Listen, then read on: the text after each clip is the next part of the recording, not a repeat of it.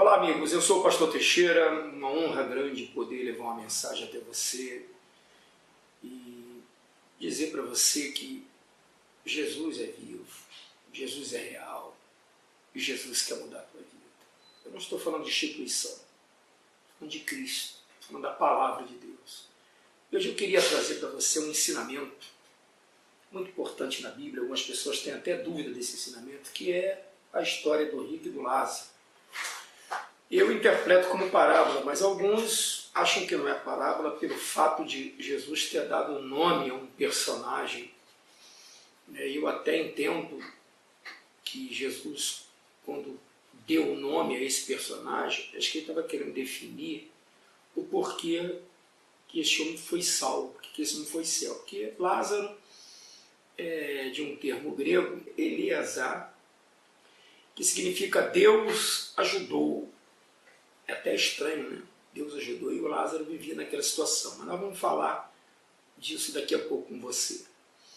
Então eu entendo que era isso. Essa parábola foi escrita e foi pregada por Jesus por causa dos fariseus, que ficava dizendo que Abraão era seu pai, tem por pai Abraão, e Deus quis ensinar eles. Se você for analisar bem, eu acredito assim, né, que os fariseus eram como esse homem rico.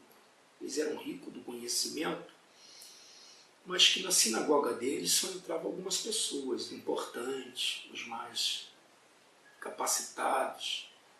E às vezes, o que dá para entender aqui é que eles até permitiam que os mais pobres, mais simples, ficassem na porta. E quem sabe, né, uma migalhazinha daquilo que eles ensinavam ali podia passar por aquela porta e alcançar ali os menos favorecidos. Eu entendo isso. Mas nós vamos ler que tem muita coisa aqui para a gente aprender. Inclusive na história do rico, né? Que é uma coisa que me chama atenção, é que o rico, ele sente aqui os 5 sentidos do corpo humano, né? E às vezes eu fico na dúvida, será que os 5 sentidos é do corpo humano ou é da alma? Porque tudo aquilo que a gente precisa, né? Visão, audição, tato, paladar, olfato, acontece aqui com o rico, estando ele no inferno. Vamos ler a partir do versículo 19, Lucas 16, 19. Ele fala assim: ora, havia certo homem rico que se vestia de púrpura e de linho finíssimo, e que todos os dias se regalava esplendidamente. O homem era um homem muito rico. Você vê que a veste dele, principalmente naquela época, era caríssimo. Linho hoje já é caríssimo. Imagina naquela época. Um homem que tinha muitas condições, ele se gabava disso.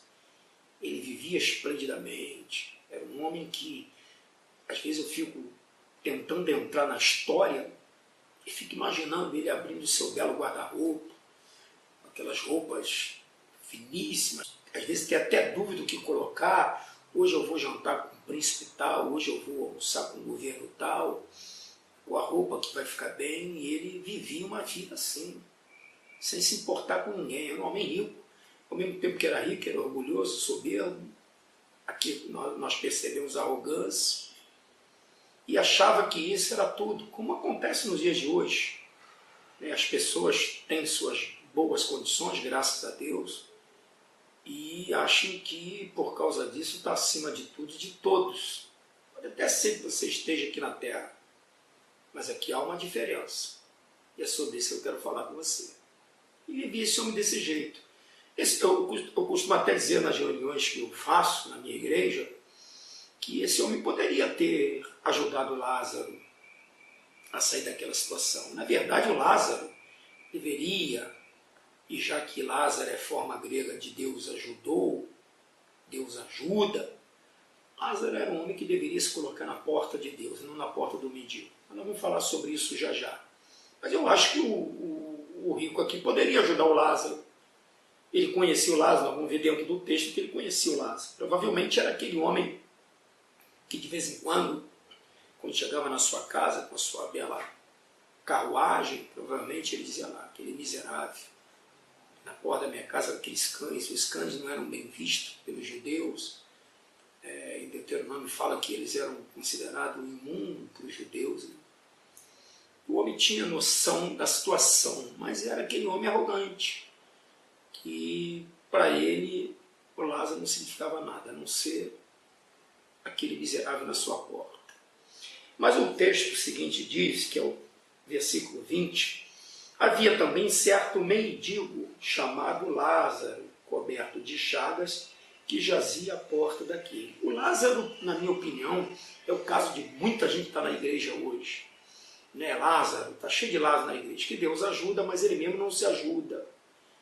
Se você pegar o texto, ele jazia, quer dizer, ele deitava na porta daquele que é do rio.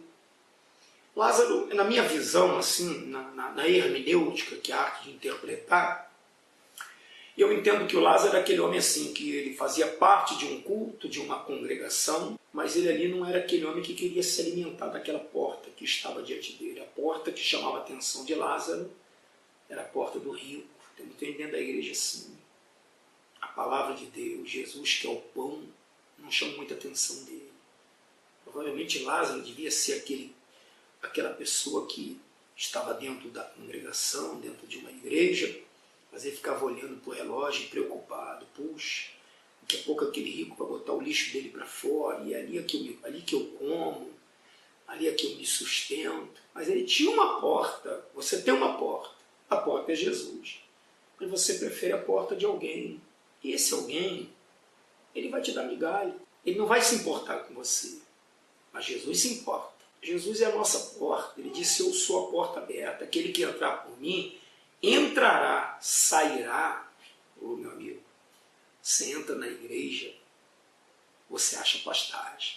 Você entra e você sai e você acha pastagem. O que é achar pastagem?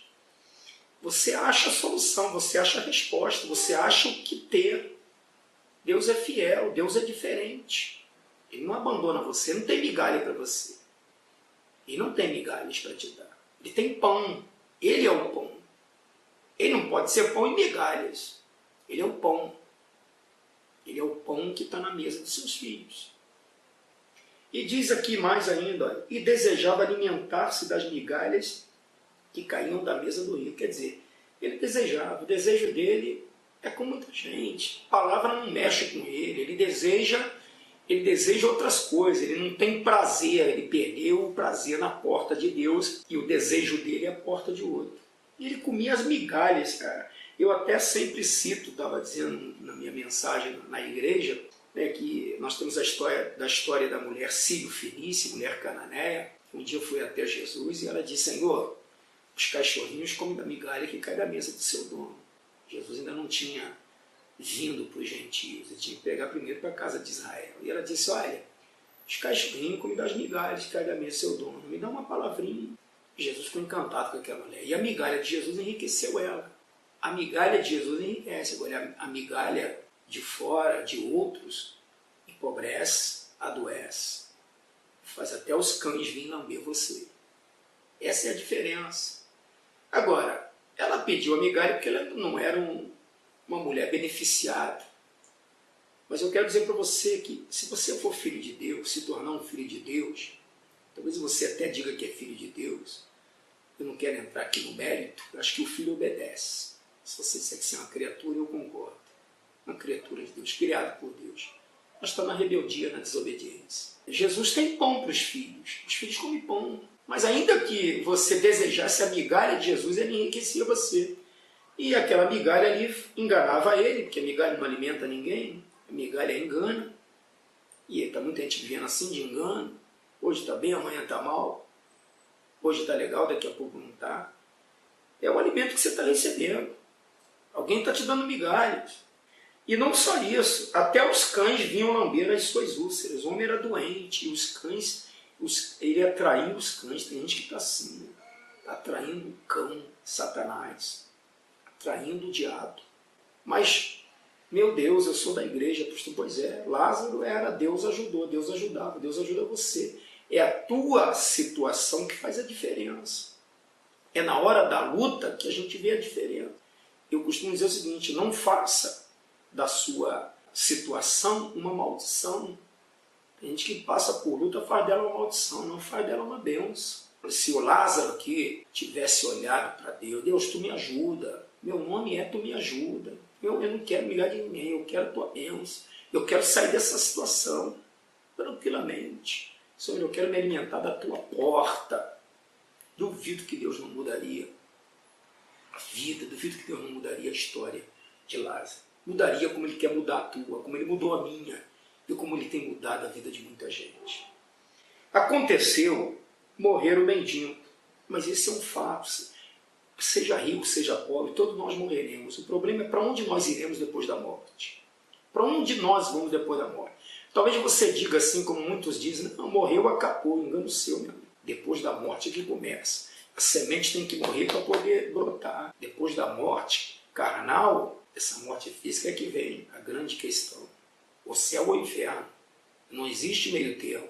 Não existe 3 caminhos. É 2 caminhos. É Deus ou o diabo.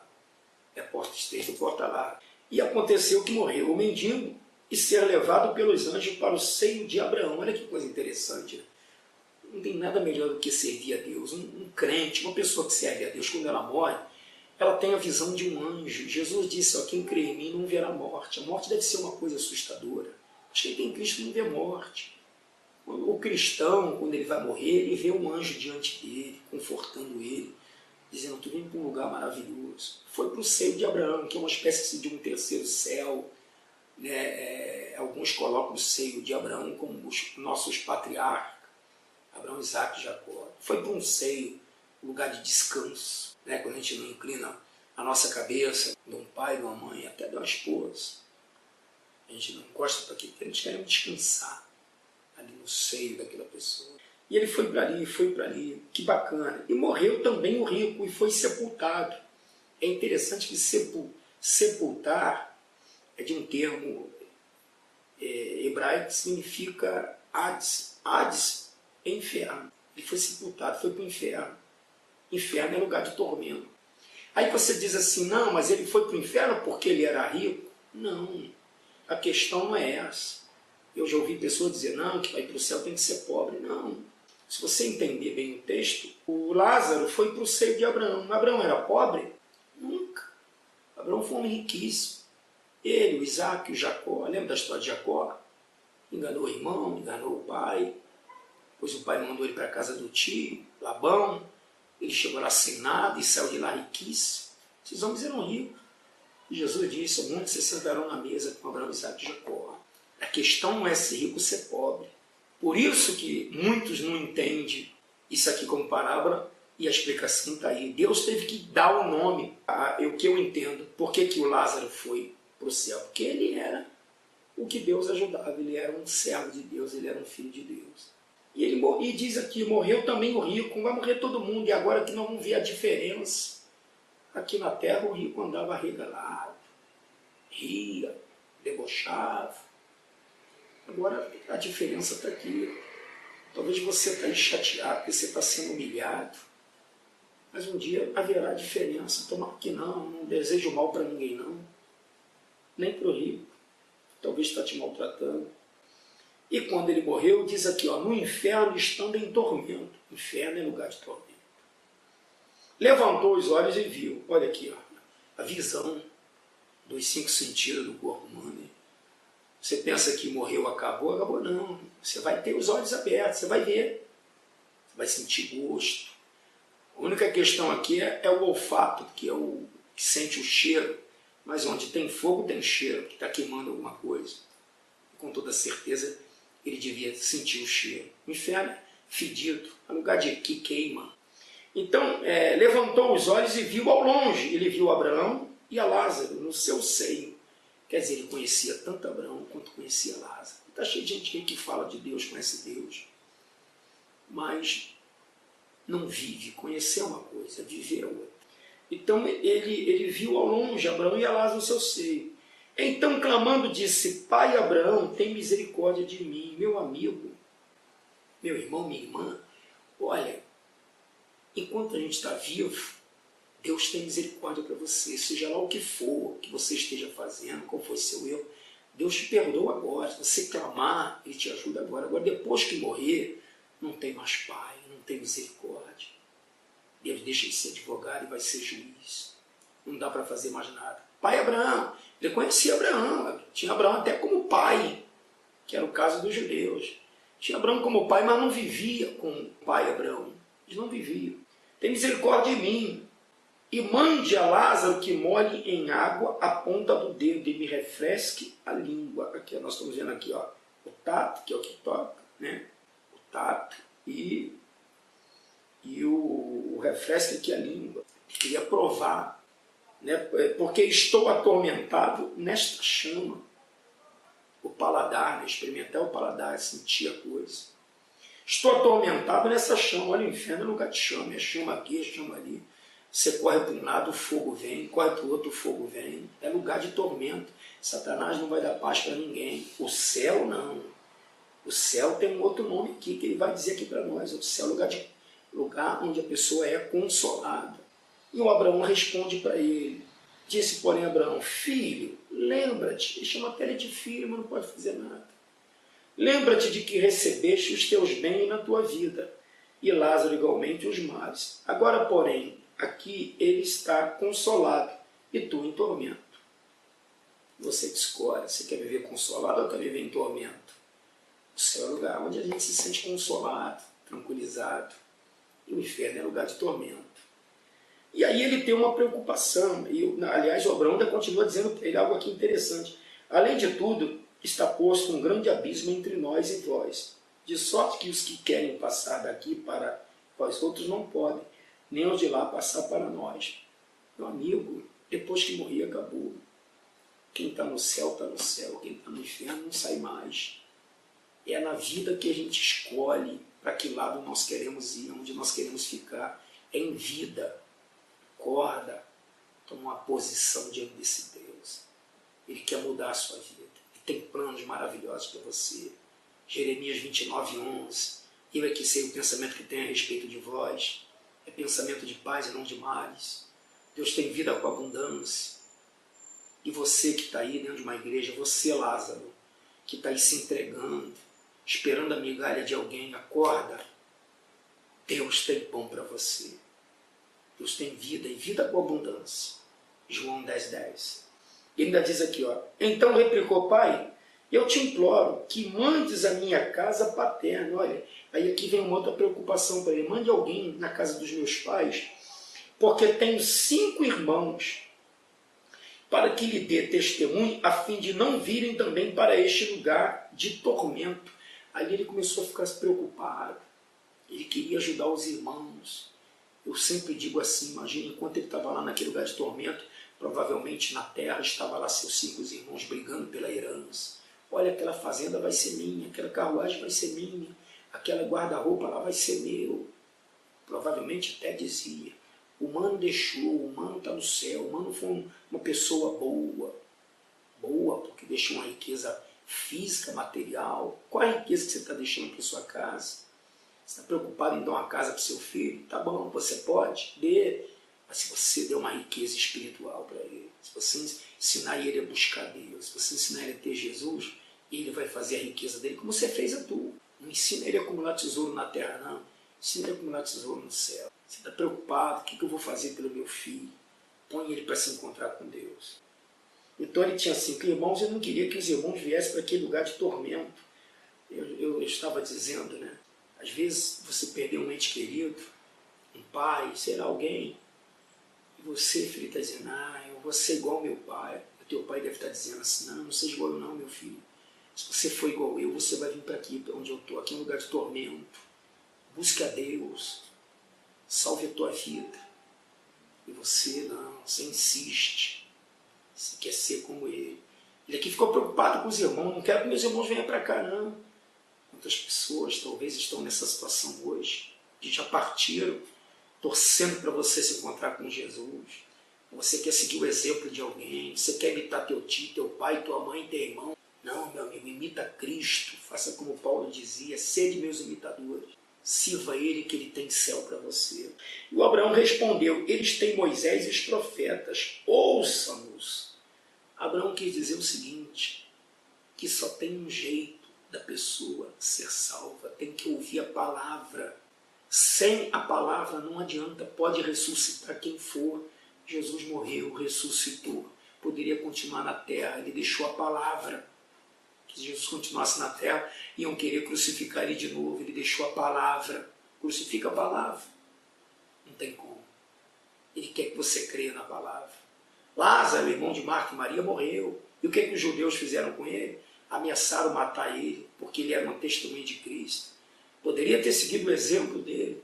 Não, isso não acontece. O que salva a pessoa é ouvir a palavra de Deus. É ouvir aquilo que Deus diz. Você tem falado de Jesus na tua casa? Você tem pregado Jesus para os seus? É isso que vai livrar eles do lugar de tormento. E tem que ser agora, porque depois não adianta chorar. Tem que ser agora. Fala de Jesus na tua casa. E ele insiste, mas ele insistiu. Não, pai Abraão. Se alguém dentre os mortos for ter com eles, arrepender-se-ão. Meu Deus, tem gente que é teimoso demais. Oxe, para com isso. Ouve o que a palavra de Deus está dizendo. Abraão sabia o que estava falando. Ô rico, eu sei o que eu estou falando. Não adianta você querer insistir. Não tem como se arrepender se não for pela palavra, se não for pela pregação. Se a palavra de Deus não fizer você se arrepender, não vai adiantar. Não, manda lá que ele vai se arrepender. Abraão disse, rapaz, não dá. Abraão responde para ele aqui, ó. Abraão, porém, lhe respondeu, se não ouvem a Moisés e os profetas, tampouco deixarão persuadir. A palavra persuadir significa ser levado a crer. Se eles não ouvirem a palavra, de maneira nenhuma, eles vão ser levados a crer. Ainda que ressuscite alguém dentre os mortos, pode vir teu pai hoje, que não vai vir. A Bíblia diz que o homem está determinado a morrer uma única vez, depois disso é juízo. Quem morre não volta mais. Quer salvar sua vida, sua família? Ouça a palavra de Deus. Eu quero dizer para você, meu amigo, ouça a palavra de Deus. A palavra de Deus é um livro verdadeiro. Você que está aí querendo dar fim da tua vida, você está chateado, você está achando que isso vai dar certo? Vai dar nada. Isso é atitude de covarde. Deus te deu a vida para você lutar por ela.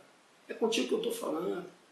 Você está aí chateado, querendo acabar com o teu casamento, você não aguenta mais. Pois é, Jesus sofreu isso.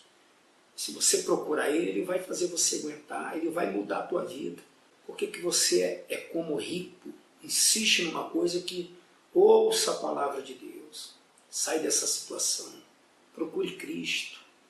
Ele tem a solução para a sua vida. E é agora, enquanto você está vivo, que depois não adianta falar Pai, não adianta falar misericórdia.